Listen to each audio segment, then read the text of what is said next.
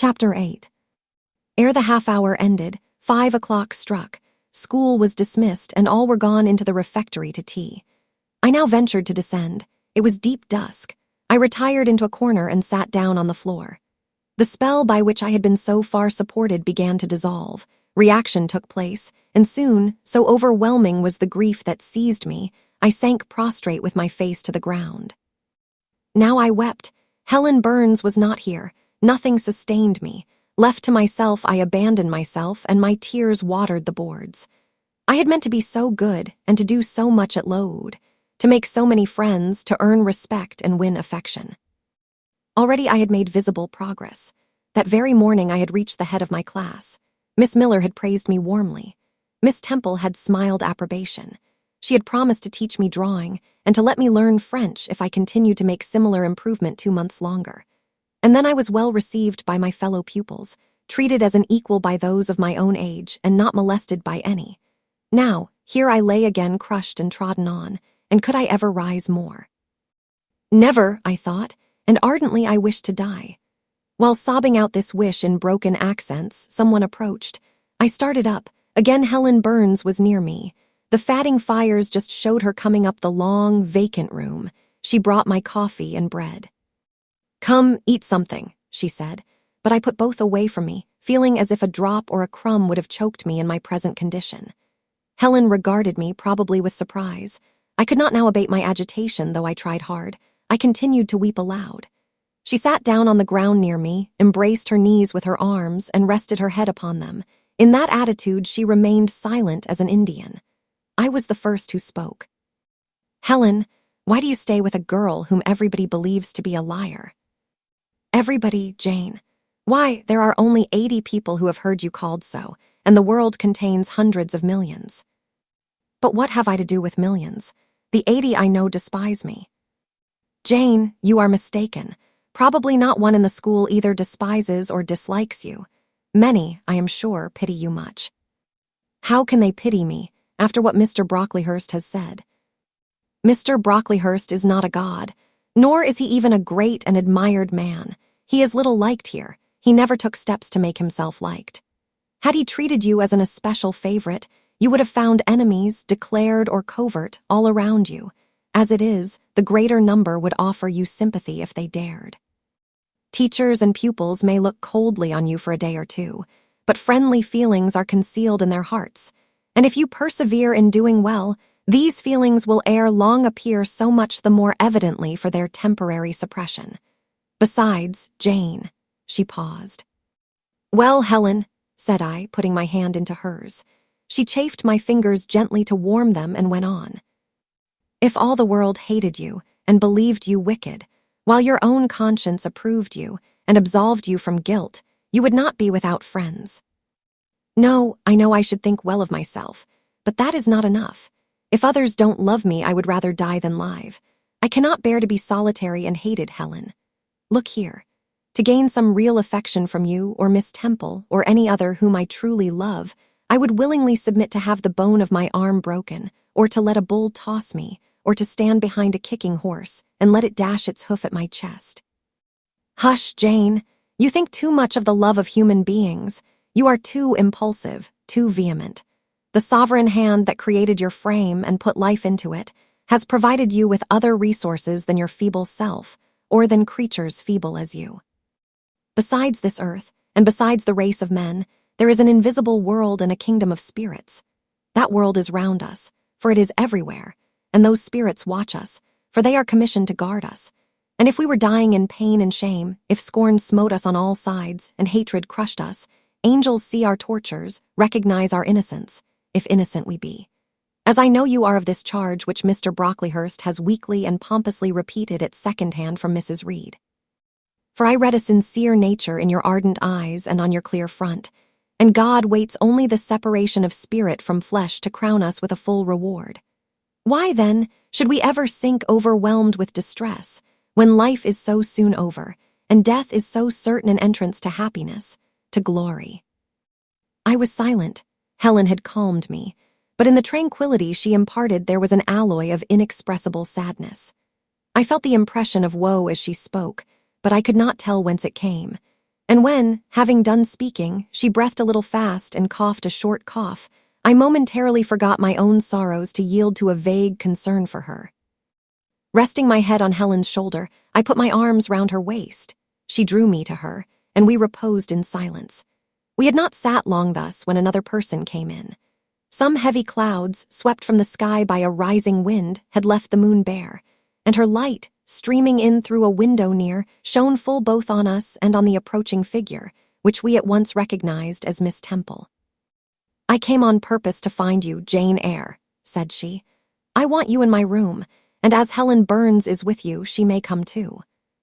We went, following the superintendent's guidance. We had to thread some intricate passages and mount a staircase before we reached her apartment.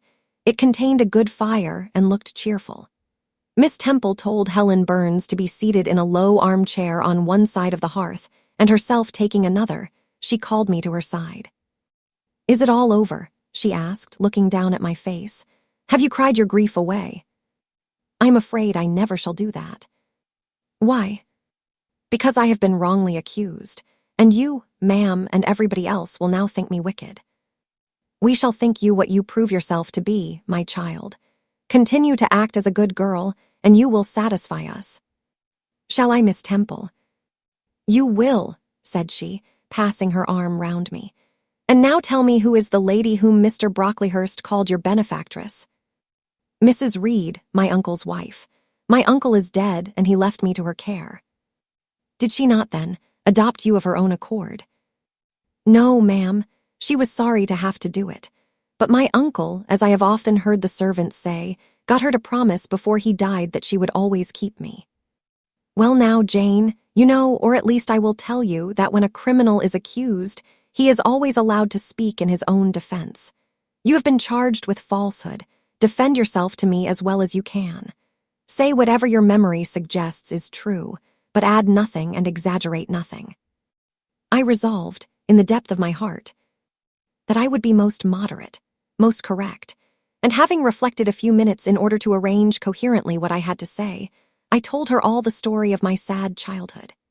Exhausted by emotion, my language was more subdued than it generally was when it developed that sad theme, and mindful of Helen's warnings against the indulgence of resentment, I infused into the narrative far less of gall and wormhood than ordinary. Thus restrained and simplified, it sounded more credible. I felt as I went on that Miss Temple fully believed me. In the course of the tale, I had mentioned Mr. Lloyd as having come to see me after the fit, for I never forgot the, to me, frightful episode of the Red Room, in detailing which, my excitement was sure, in some degree, to break bounds, for nothing could soften in my recollection the spasm of agony which clutched my heart when Mrs. Reed spurned my wild supplication for pardon, and locked me a second time in the dark and haunted chamber. I had finished. Miss Temple regarded me a few minutes in silence. She then said, "I know something of Mr. Lloyd. I shall write to him. If his reply agrees with your statement, you shall be publicly cleared from every imputation. To me, Jane, you are clear now." She kissed me, and still keeping me at her side, where I was well contented to stand, for I derived a child's pleasure from the contemplation of her face, her dress, her one or two ornaments, her white forehead, her clustered and shining curls, and beaming dark eyes. She proceeded to address Helen Burns. "How are you tonight, Helen? Have you coughed much today?" "Not quite so much, I think, ma'am." "And the pain in your chest?" "It is a little better." Miss Temple got up, took her hand and examined her pulse. Then she returned to her own seat. As she resumed it, I heard her sigh low. She was pensive a few minutes, then rousing herself, she said cheerfully, "But you too are my visitors tonight. I must treat you as such." She rang her bell. "Barbara," she said to the servant who answered it, "I have not yet had tea. Bring the tray and place cups for these two young ladies." And a tray was soon brought. How pretty to my eyes did the china cups and bright teapot look, placed on the little round table near the fire. How fragrant was the steam of the beverage, and the scent of the toast, of which, however, I, to my dismay, for I was beginning to be hungry, discerned only a very small portion. Miss Temple discerned it too. "Barbara," said she, "can you not bring a little more bread and butter? There is not enough for 3." Barbara went out. She returned soon. Madam, Mrs. Harden says she has sent up the usual quantity. Mrs. Harden, be it observed, was the housekeeper. A woman after Mr. Brocklehurst's own heart, made up of equal parts of whalebone and iron. Oh, very well, returned Miss Temple. We must make it do, Barbara, I suppose. And as the girl withdrew, she added, smiling, Fortunately, I have it in my power to supply deficiencies for this once. Having invited Helen and me to approach the table, and placed before each of us a cup of tea with one delicious but thin morsel of toast, she got up, unlocked a drawer, and taking from it a parcel wrapped in paper, disclosed presently to our eyes a good-sized seed cake. I meant to give each of you some of this to take with you, said she, but as there is so little toast, you must have it now, and she proceeded to cut slices with a generous hand. We feasted that evening as on nectar and ambrosia, and not the least delight of the entertainment was the smile of gratification with which our hostess regarded us, as we satisfied our famished appetites on the delicate fare she liberally supplied. Tea over and the tray removed, she again summoned us to the fire. We sat one on each side of her, and now a conversation followed between her and Helen, which it was indeed a privilege to be admitted to hear. Miss Temple had always something of serenity in her air, of state in her mien, of refined propriety in her language, which precluded deviation into the ardent, the excited, the eager. Something which chastened the pleasure of those who looked on her and listened to her by a controlling sense of awe, and such was my feeling now. But as to Helen Burns, I was struck with wonder. The refreshing meal, the brilliant fire, the presence and kindness of her beloved instructress, or perhaps, more than all these, something in her own unique mind, had roused her powers within her. They woke, they kindled. First, they glowed in the bright tint of her cheek, which till this hour I had never seen but pale and bloodless. Then they shone in the liquid luster of her eyes, which had suddenly acquired a beauty more singular than that of Miss Temple's, a beauty neither of fine color nor long eyelash, nor penciled brow, but of meaning, of movement, of radiance. Then her soul sat on her lips, and language flowed, from what source I cannot tell. Has a girl of 14 a heart large enough, vigorous enough, to hold the swelling spring of pure, full, fervid eloquence? Such was the characteristic of Helen's discourse on that, to me, memorable evening. Her spirit seemed hastening to live within a very brief span as much as many live during a protracted existence. They conversed of things I had never heard of nations and times past, of countries far away, of secrets of nature discovered or guessed at. They spoke of books, how many they had read, what stores of knowledge they possessed. Then they seemed so familiar with French names and French authors. But my amazement reached its climax when Miss Temple asked Helen if she sometimes snatched a moment to recall the Latin her father had taught her, and taking a book from a shelf, bade her read and construe a page of Virgil. And Helen obeyed, my organ of veneration expanding at every sounding line. She had scarcely finished ere the bell announced bedtime. No delay could be admitted. Miss Temple embraced us both, saying, as she drew us to her heart, God bless you, my children. Helen she held a little longer than me. She let her go more reluctantly. It was Helen her eye followed to the door. It was for her she a second time breathed a sad sigh. For her she wiped a tear from her cheek. On reaching the bedroom, we heard the voice of Miss Scatcherd. She was examining drawers. She had just pulled out Helen Burns.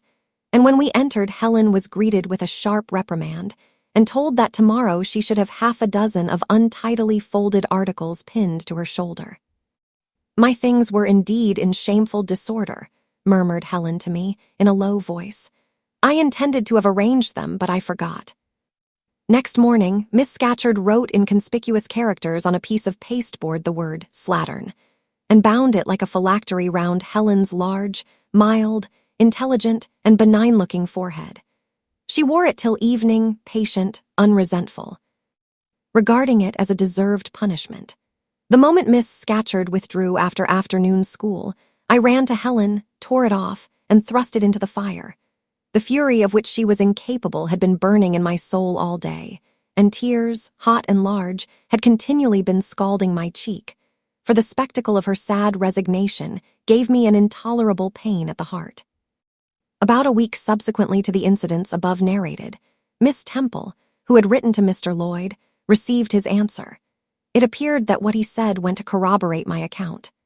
Miss Temple, having assembled the whole school, announced that inquiry had been made into the charges alleged against Jane Eyre, and that she was most happy to be able to pronounce her completely cleared from every imputation. The teachers then shook hands with me and kissed me, and a murmur of pleasure ran through the ranks of my companions. Thus relieved of a grievous load, I from that hour set to work afresh, resolved to pioneer my way through every difficulty.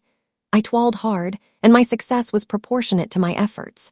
My memory, not naturally tenacious, improved with practice. Exercise sharpened my wits. In a few weeks I was promoted to a higher class. In less than 2 months I was allowed to commence French and drawing. I learned the first 2 tenses of the verb être, and sketched my first cottage, whose walls, by the by, outrivaled in slope those of the Leaning Tower of Pisa, on the same day. That night, on going to bed, I forgot to prepare in imagination the Barmecide supper of hot roast potatoes, or white bread and new milk, with which I was wont to amuse my inward cravings. I feasted instead on the spectacle of ideal drawings, which I saw in the dark, all the work of my own hands. Freely penciled houses and trees, picturesque rocks and ruins, kite-like groups of cattle, sweet paintings of butterflies hovering over unblown roses, of birds picking at ripe cherries, of wrens' nests enclosing pearl-like eggs, wreathed about with young ivy sprays. I examined, too, and thought, the possibility of my ever being able to translate currently a certain little French story which Madame Pierrot had that day shown me. Nor was that problem solved to my satisfaction ere I fell sweetly asleep. Well has Solomon said, "Better is a dinner of herbs where love is, than a stalled ox and hatred therewith." I would not now have exchanged Load with all its privations for Gateshead and its daily luxuries.